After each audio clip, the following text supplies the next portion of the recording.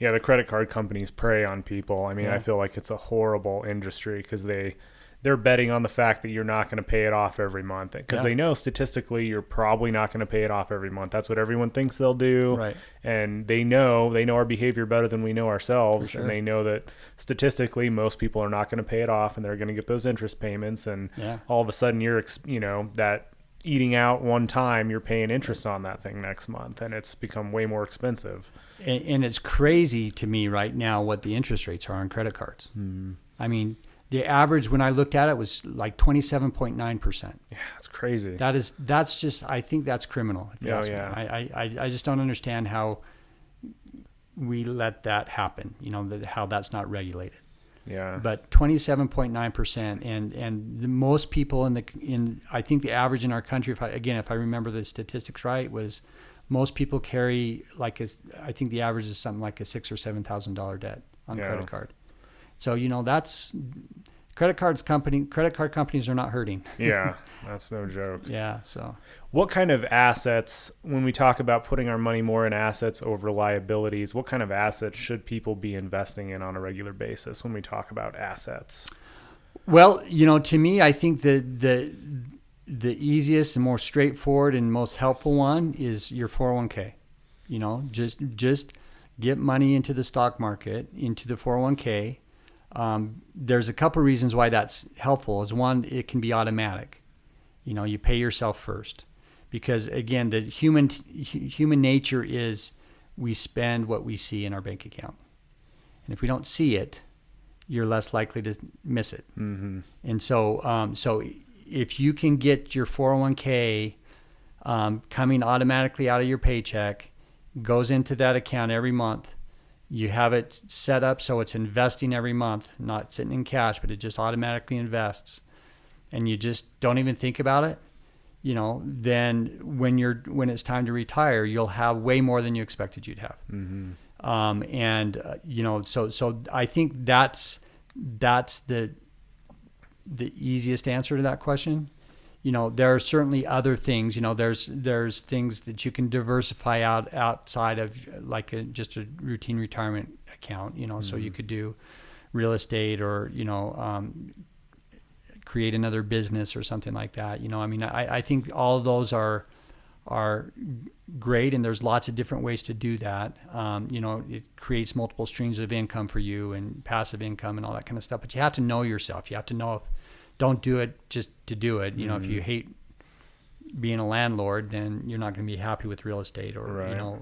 If you don't have the time or inclination to start a small business, then, that's not going to make your life better. Right. But I think that there is value in creating sources of passive income, and the sky's the limit. You can do lots of different stuff to do that. But again, I think the easy button is pay yourself first into a 401k.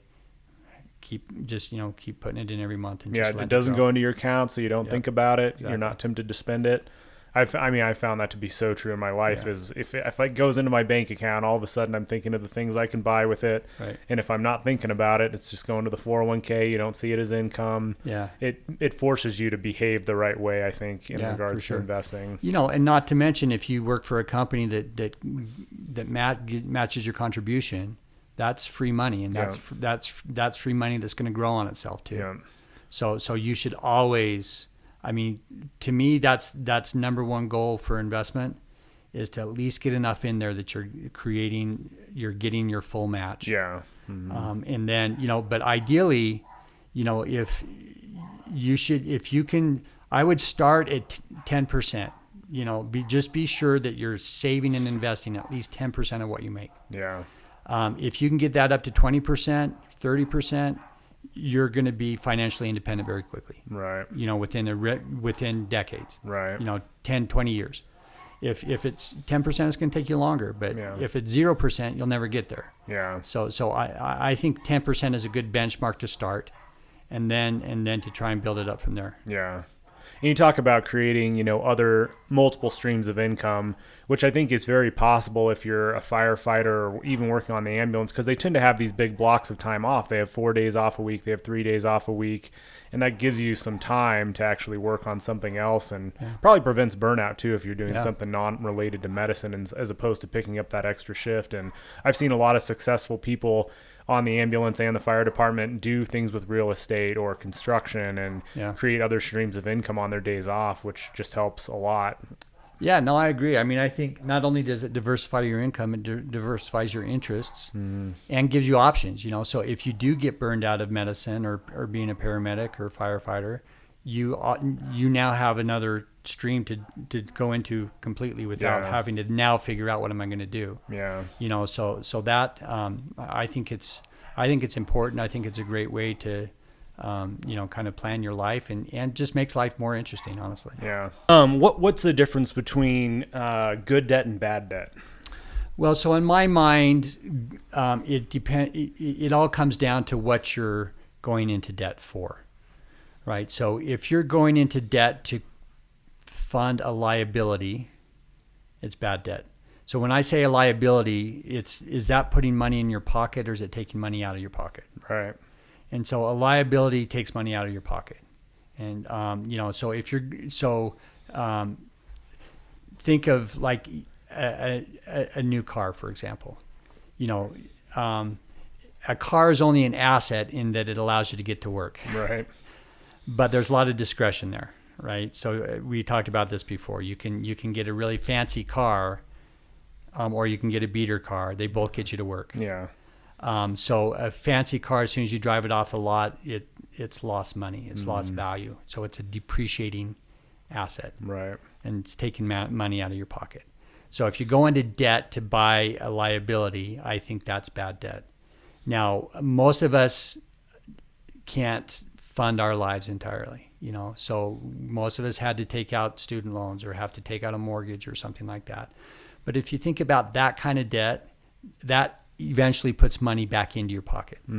So investing in your education allows you to have a higher income, and get a better job, and so ultimately that's an investment that's going to put money. That's an asset, and that asset is your ability to generate income.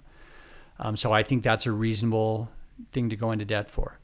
Now that being said, if you go into debt, if you choose a educational like major or something like that, where you're paying $100,000 and to get a $40,000 income, it's probably not that smart. Yeah, I tell people that in regards to PA school. I mean, you have PA school is like medical school. It's super hard to get in, so a lot of times you don't have control over where you're going. But if you have the option, don't choose the school that's going to cost $300,000. I mean, there's PA schools that cost $300,000, and you get this brand name school when you get out, and that does not equate to, you're not going to make $300,000 as a brand new PA anywhere. Right. Yeah. And it's not worth that $300,000 versus a school that costs you $100,000. For sure.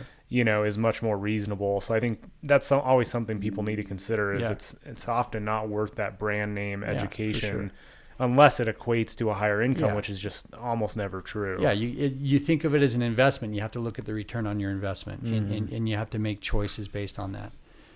The other one would be a house. I think a house is a growing asset almost always. Yeah. If you stay in it long enough. Yep, exactly. And so I think that it's reasonable to go into debt to buy a growing asset like a house.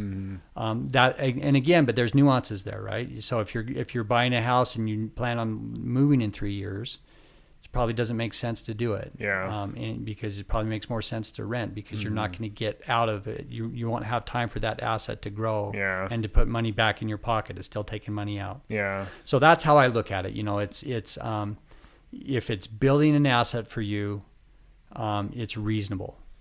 If not, then it's bad debt. Yeah. And you should get out of it as soon as possible. Right. Now some of us, sometimes we still are kind of in the situation where, like most of us don't pay or can't pay cash on cars, for example.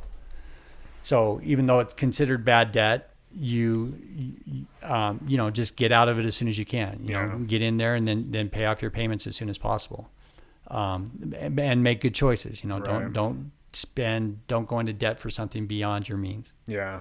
That's where I think I've changed my mind a little bit with Dave Ramsey. Is he's very anti all debt, including education debt, which I just don't think is reasonable, because unless your parents are paying for everything or you're independently wealthy, you can't go to medical school without accruing debt. You can't go to PA school, even paramedic school. You can't go to these things without accruing debt. Right. And so I think like this, waiting until you have the cash to pay for it's very unrealistic. And if you're delaying your education by 5, 6, 7 or more years to have the cash to pay for it, just doesn't make sense. Well, and you look at how much income potential you've lost by doing that. Yeah. That's 5 or 6 or 7 years of income potential loss. Yeah. If your income if you have more income cushion than what your debt cost you, it doesn't make sense to wait. Right. So I agree with you. I mean, I think that I like the idea of becoming debt free, but within reason, and if it makes sense, and and a lot of that depends on interest rates and what you're paying it for. So for example, one consideration is if you have a 2.5% mortgage, you can outperform that even with a high yield savings account right now. And so does it make more sense to pay off that mortgage or more sense to invest money early on so that you can allow that money to compound and grow? Yeah. So Dave Ramsey would say, no, pay that off or don't even get into it in the first place. But and there's value. There's definitely value in being debt free. I mean, I've never met anybody that said, man, I really wish I hadn't got rid of my debt. Yeah. Well, Dave Ramsey says too, like you pay off your house if you regret it, they'll put another mortgage on your house if you really change your mind. Yeah, that's true. But it's at the same time, it's mathematically sometimes it works out in your favor to invest instead of pay off debt early. So I think a lot of that depends on how you personally value being debt free. Right. And kind of what your interest rates are and what the debt's for. Yeah. So any bad debt, any high interest rate debt, absolutely, that's just hurting you. It's just hurting you financially. What are some of the methods? There's a couple different methodologies to paying off your bad debt. What are the best methods, do you think? Well, there's a couple that I reference in the book, and one is basically, one's called a debt avalanche and the other one's called a debt snowball. And so the snowball method is you basically list all of your debts. You just create a spreadsheet. You list your debts, the amounts, and the interest rates. And then the debt snowball goes, you take the smallest loan first. Mm-hmm. And then you say, okay, how much extra can I put on my debt, this month, every month? So you budget that in and say, okay, I've got all these interest rates, I've got all these payments. But on top of all that, I can add another $500 or another $100, whatever it is.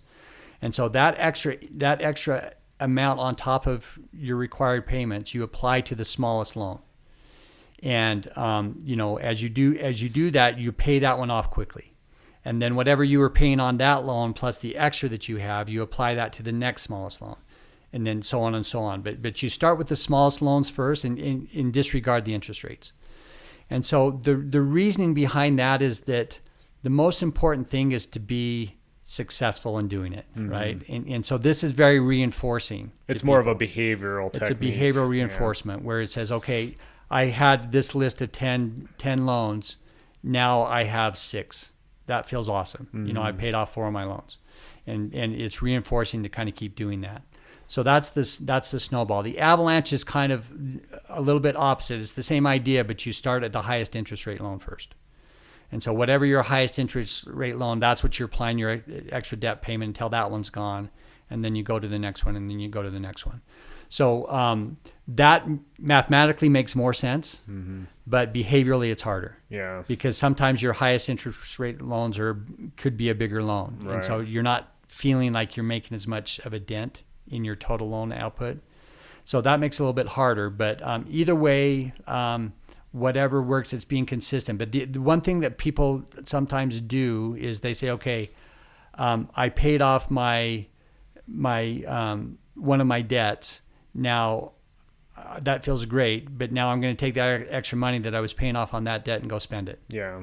But no, you have to kind of keep that. This is my debt money. This is how much I'm paying towards my debt. I'm going to keep that amount of money budgeted until my debt is gone. Right. Yeah, that makes sense. What is the 4% rule? So the 4% rule is an estimate about how much you're going to need where you would be allowed to retire. So basically what it means is that if you have enough invested assets in your retirement accounts, that you can live off of a total of 4% of those assets on an annual basis, you can probably safely retire.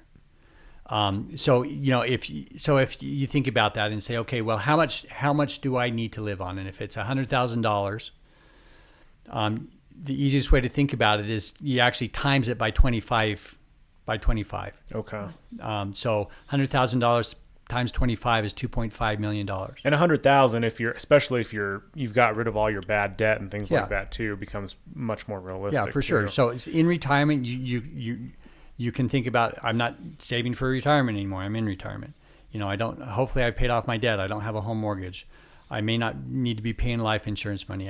I won't be paying disability insurance. There's lots of things that we pay for that once you're retired, you may not need to have that anymore. So you kind of have to take those out, but say, okay, well, what am I going to be able to live on in retirement to meet my standard of living that I want? Mm-hmm.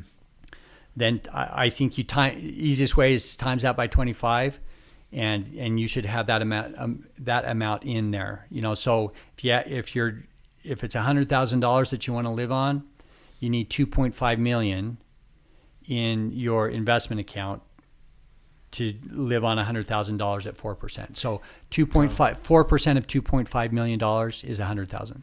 And ideally, because it should be, your asset, your 401k, whatever it is growing. Yeah. So if you're only using 4% of that, theoretically, the amount really should not be going down as you draw from it, right? Yeah. So the idea is that you keep that invested. It's not like you then put that in cash. Right. You keep it invested. And so the market's going to be still doing its thing, going up and down. You may be more conservatively invested in retirement than you would be when in the growth phase. Mm-hmm. But it's going to be going up and down, but you only take out 4% regardless of what the market's doing. So some years the market may be even below zero, but you take out 4%. Other years it may be 10 or 12%. You take out 4%. Mm. But they've done studies that shows that if you just take out 4% of your invested assets, it's going to last you 30 years in retirement. Right. Okay. And most of the time it's going to actually grow. The reality is, okay, if you're only taking out 4%, most of the time it's going to grow. But to be safe, you don't want to take out more than 4%, at least consistently. Now, some people say, okay, well, if the market has a really great year, take out 5% or 6%, and then save that. So when the market has a bad year, you don't have to take out as much. Okay. So that's another way to approach it. But that's pretty much what it means. Okay. So it gives you a rough ballpark of how much money you need to retire. Right. Why is it important to have a will as you go into retirement or even well before that? So there's a couple reasons. The most important reason I think to have a will when you're young is if you have kids, you need to designate somebody who will take care of them if you and your spouse die at the same time. Because if not, then the court chooses. Right. And the court usually says, okay, well, we'll talk to the family and it's the next of kin, or it's their grandparents, or it's, first sibling or whatever, but that might not be who you want to take care of your kids. Right. You know better than a judge does who to take care of your kids. So that's a very important part of having a will when you're young, is to be sure that you designate a guardian and probably, with a contingency on there, so that, and it doesn't have to be a family member. It's whoever that you feel like would do the best job raising your kids. So that's one. The other reason is that you want to be sure that you have some control over where your assets are going. So if you die and have no will, again, that is up to a court to make a probate judge to make that decision, and it may not be who you want to get the money, but because they follow a pretty a pretty standard formula. It's going to go to your spouse first, then it's going to go to your kids next, and then it might go to your parents after that, something like that. That may not be what you want. And so if you don't, and not to mention, if you don't have a will, it ties up all your assets for a period of time while the court makes these decisions, and they take a chunk of it. I mean, so you're ultimately able to give less to your beneficiaries. And so at any stage, that's why a will is important. Now, that being said, the real estate planning goal is to get as much of that decision out of the will as possible. Right. So there's things called will substitutes. So for example, your 401k, if you designate a beneficiary on that, like all of us should do, but whenever you set up a 401k, it asks for your primary beneficiary, and it asks for contingency beneficiaries. Anything that's designated in a 401k or a life insurance plan or stuff like that, wherever you can designate a beneficiary, if that's designated, it doesn't go to the will. It doesn't go to the probate process. Okay. It's called a will substitute. It goes directly to that individual. So it saves time, it saves cost, and gives you more control about where it's going. Okay. So there's lots of ways to, good estate planning basically gives you control over where you want your stuff to go at the least pain to your beneficiaries as possible, right, and the least cost.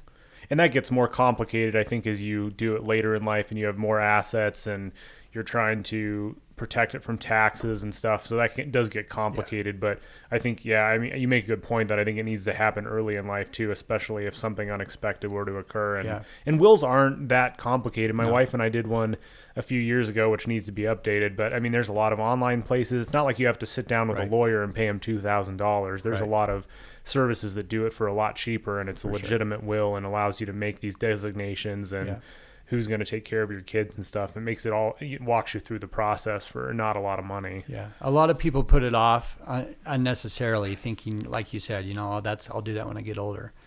But, or I don't have any assets or many assets to worry about. So, but if you have kids, those are super important to do. And then you do have to update it, and you have to also be sure that you update your beneficiaries in all of your insurance, or all of your stuff, your insurance and your 401ks and all that kind of stuff, because life changes, right? And the last thing you want is an ex-spouse to inherit all your money, right, just because you forgot to change the beneficiary, right? And so, but as things get more complicated and you have more assets, then kind of there's more estate planning strategies that can be helpful. Dave Ramsey talks about giving a lot too as one of the things that's super important. And you talk about it in your book really well too, but what's the importance of giving away money? We've talked about saving and investing and lifestyle, but why is it important to give away money? It's a really good question. And it's interesting because, almost at least every financial book that I've ever read, they always talk about it, like that, and every successful individual that talks about being happy in life and feeling successful always talks about it. And so there's something to it, right? And so there's a couple ways to approach it. If you're religious, it may be that you're being blessed by giving to others. If you're not, maybe it's just you just think of it as karma. But when I kind of think more about it, there's actually a really good book that I just read. It's called The Purpose Code. His name is Jordan Grummett. Oh, okay. And he is he's a physician. He achieved financial independence, got burned out of medicine, wanted to become a podcaster and an author and a writer, but also stayed in medicine as a hospice physician. Okay. And so he spends a lot of time interviewing people on their deathbed.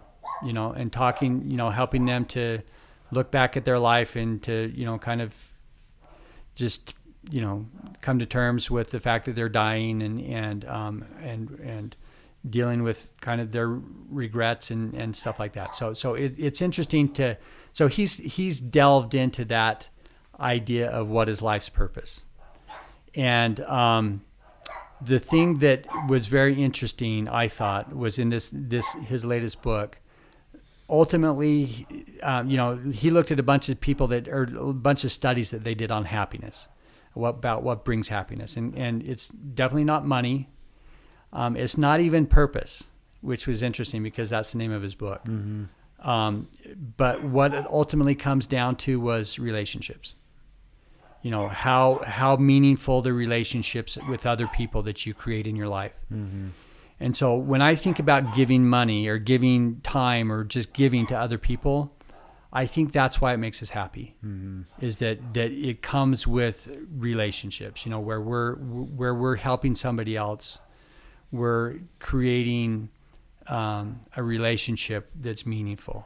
And I think that as you think about charitable giving, I think it's better rather than just writing a check. Yeah. To some charity that you don't really care that much about, just for the sake of giving money. I think the value in it is writing a check to something that you care about and getting involved mm-hmm. and creating a relationship with people, or all that. I think that's really the source of the happiness. Yeah. And when you create those relationships, it comes back to you. It always comes back to you, either usually not monetarily, but sometimes, right. Because it may create a partnership, or people look at you differently, or just good things tend to come back your way. Right. And so I think that's why it's important. Yeah. Not spending all your income just on you and your family, but giving to other people, I think, is a huge financial aspect people maybe overlook. It blesses you, it makes you happier, and maybe it doesn't come back to you financially, but maybe it does. And I think it does make your life a little more satisfying to give to others and have the ability to give to others. That's if you're truly wealthy, you have enough that you can give to others, right? If you're rich and you're just like trying to just make ends meet because you have too much stuff and you don't have and you don't have any cushion, you're not happy there. So I really think that the ability to give to other people is a sign that you're wealthy. Yeah. So. And it makes you realize that money's just a tool, exactly. Money's not the end all be all. It's just a tool, and sometimes it's a way to bless others and not just yourself. For sure. I was just pulling up that book. It's Jordan Grumet. Jordan is Grumet. Okay. He has two books. I haven't read his first one, but the one just came out. The Purpose Code is really good. Any other general advice that you want to share, or anything that you like to tell your clients, or anything specific?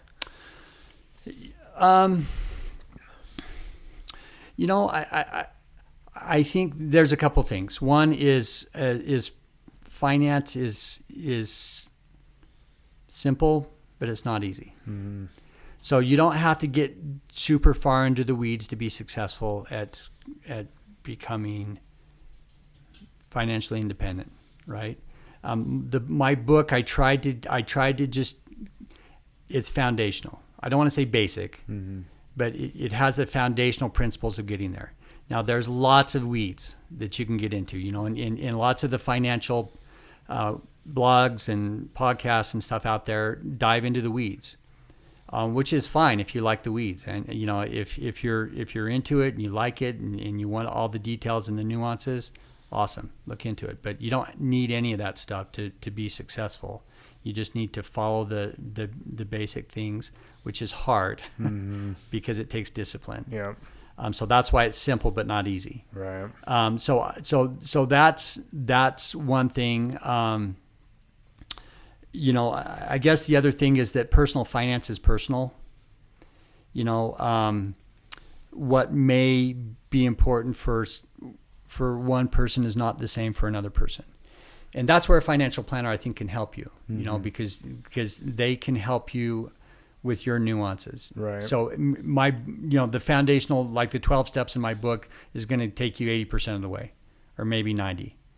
But, there's 15, 20% that somebody with expertise that can dive into your situation can really help make a difference. Yeah. And it's hard to, unless you do it full time, or unless you really take the effort to learn it all on your own, you're missing out on a lot, and that may not necessarily be the difference between you being able to retire or not, but certainly the amount that you can retire with Yeah. and your quality of life and all that kind of stuff can make a big difference, and so I think that, I think that the value of a financial planner, honestly, is not about trying to tease out a little bit higher return on your investment. It's really about saving you from yourself, for one, helping you avoid mistakes that could be super costly over time, and helping you create goals based on your own nuances, and then to make those reality. Is getting a financial plan, what's the correct title? Financial planner, financial advisor? Yeah, there's really not a title per se. Anybody can call themselves a financial advisor almost. Okay. You just have to register. You have to do a few things to kind of get some legal tests to get registered for it. But there's that's one thing that I don't think the financial industry does very well at, is defining what a financial advisor is or what a financial planner is. Because there's a lot, a financial advisor, anybody can say, okay, well, I sell insurance, I'm your financial advisor. Right. But having somebody who is like a certified financial planner, which is the CFP, that's the title that I have, it's like a board certification in medicine. That you've at least gone through the educational process. You have ethics codes that you have to live, abide by. You've had to have so long in the industry, so that's a good kind of benchmark to start with. But then a lot of it also comes down to how does your financial advisor get paid, right? So are they getting paid on commissions on products that they're selling you, which is probably the majority. If that's the case, they are held to a different standard than somebody who's fee only, who you just pay for advice. Okay. And their standard is suitability versus fiduciary. So the difference is, if I'm an insurance salesman and I want to sell you insurance, it doesn't necessarily have to be the best product that I could get for you. It just has to be a reasonable product. And so if I have the best product here and yet I get commission off of a reasonable product, I'm going to sell you the reasonable product. Right. As opposed to a fiduciary who's truly in your best interest. So we don't get commissions on anything. We don't sell anything. We're giving you're paying for our advice. Okay. And so so under the fiduciary standard, everything I advise to my clients has to be in their best interest. Okay. And has, and not I'm not advising you because it brings me more money. Got it. Okay. So, do you have any opinions on the life insurance policies that you put that are seen as like investments and life insurance, as opposed to just like a cash value life insurance, the whole life insurance? I do have opinions here. Should we share those on these? It's fine. Yeah, because I think it's important, because that's one example of what I was just talking about, right? So life insurance or insurance agents call themselves financial advisors. They're actually salespeople, right? Because they make commission every time they sell you a product, right? And lots of their commission is up front, So a lot of the initial premiums that you're paying is going to that agent who sold it to you. At front. It's kind of front. It's kind of like a mortgage almost, right? Where it's front loaded. The problem I have with whole life insurance is that the investment part of it. So basically the difference is if you have a term life, it's pure insurance. So you're paying them a certain premium there for the benefit of transferring your risk to that insurance company. And they promise you that if something happens, they will pay out your benefit. And you pay them a defined amount for a defined period of time. Once that time is over, it's done, right? So it's very simple. Everybody understands it. It's usually very cheap to get into, relatively speaking, especially when you're younger. Right. So the premiums are way more affordable. And then, and then you just figure out how much you need and figure out how long you need it, how long you need it. And then you figure out, what you can afford. Right. And so it's a very simple formula.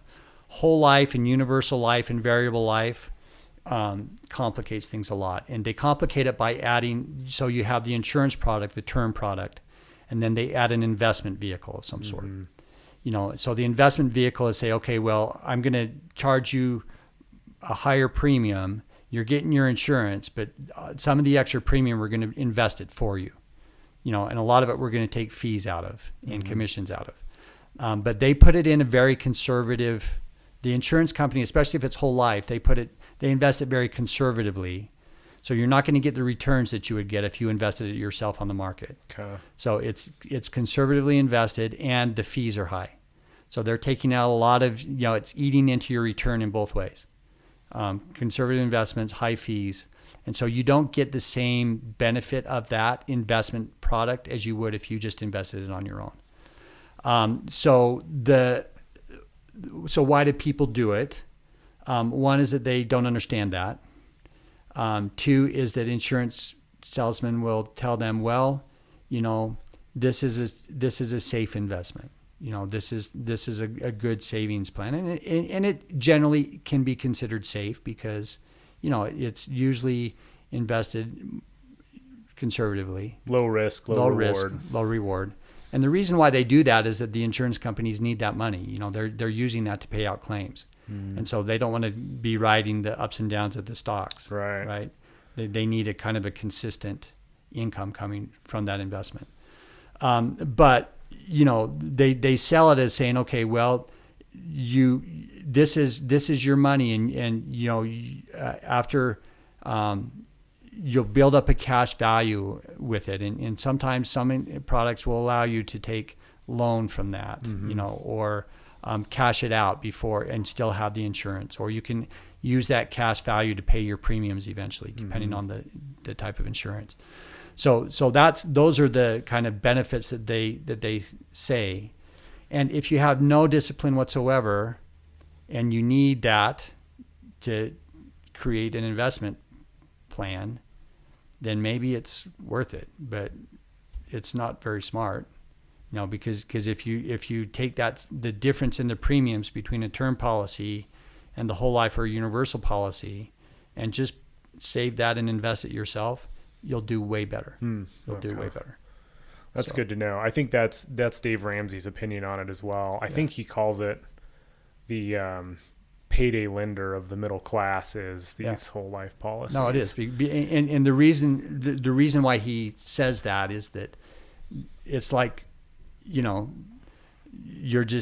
eating away your return. It's like paying a high interest rate to a payday loan.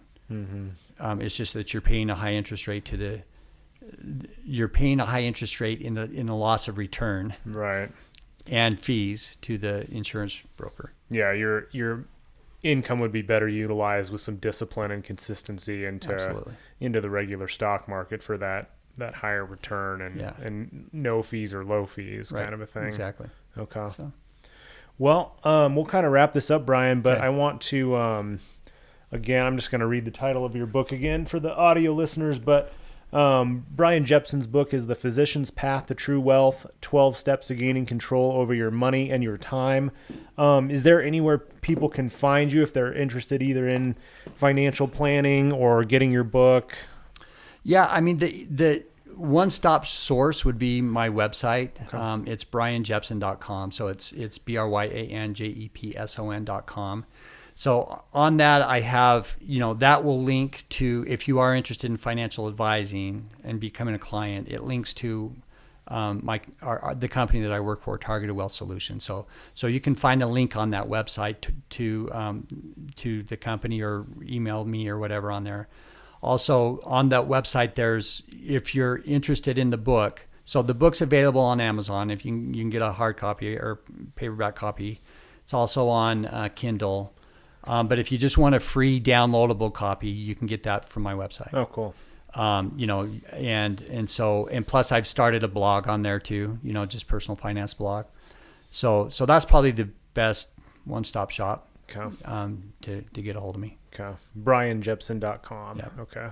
And I'll have your proper spelling and everything in the show notes for anybody that's interested. So anything else you wanted to discuss before we kind of sign off? No, I don't think so. I appreciate the opportunity to be on and talk about finance. And, I think it's super important topic, like we kind of started out the discussion with, and more people need to pay attention.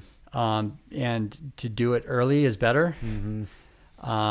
It makes a huge difference, not to put the stuff off. Yeah. Because if you're approaching retirement and you're burned out and you don't have enough money and your options are limited. Mm-hmm.